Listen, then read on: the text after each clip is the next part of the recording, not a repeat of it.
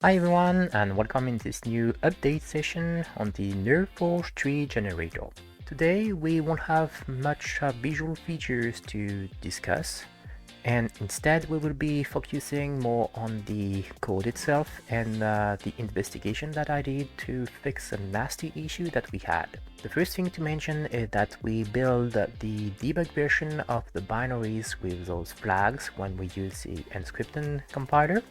And actually this is enough to generate the source map data and all the debug data that you need.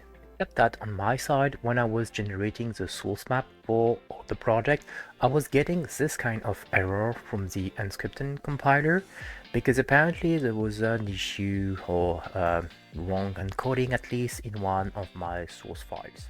So the first thing I had to do was to go into this build source map function and fix this part of the code to ensure that I would not just crash when I was trying to generate the source map.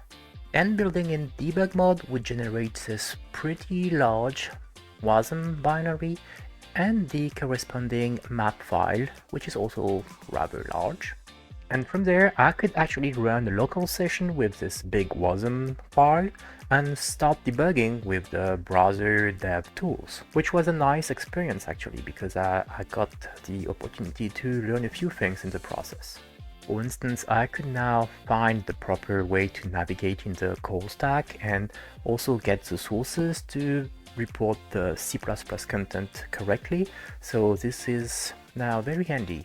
Plus, I can now pause the thread during a run session and take the opportunity to see where we are in the code, and then resume the thread, and that would work just fine. So with those new tools, I decided to try to tackle the crash issue that I had. And this led me to some location in my render node object where apparently there was a problem when trying to specify the def state with an invalid def format. Eventually, I also realized that I could retrieve the stack from the error itself, so I could actually copy this string here. And after copying this call stack data, I could have a better view of where the issue was actually happening. In the end, it took me a pretty long time to figure this out, but I eventually realized that the problem was in this function. The main issue was that initially I was just using a row pointer like this here for the render pass, and I was still here creating a lambda capturing this row pointer and then trying to update a render bundle. The thing is, at some point, this row pointer here was not keeping my actual render pass alive. So this render pass got deleted and the callback here was still available. So I was still trying to use a deleted object here, and this was a root cause for all the mess afterwards. So the key here is simply to use a reference pointer on my render pass, so I'm sure that the object here will still be kept alive.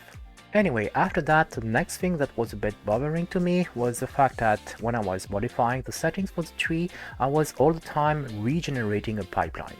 So again, I did some investigation on that, and I eventually realized that when I was preparing the mesh, when I was setting the blend mode, I was always marking the node as dirty. So in the end, I just updated this set blend mode function to prevent this mark dirty call if we don't need that. And finally, the next major thing I've changed is improvement on the performances, because as you can see, initially with a large tree, modifying the settings was rather slow on the native version of the application. And now after the update, this is much better and you can modify the setting almost in real time. Yet one thing to note here is that with the WASM version of the application, this improvement didn't really make a big difference.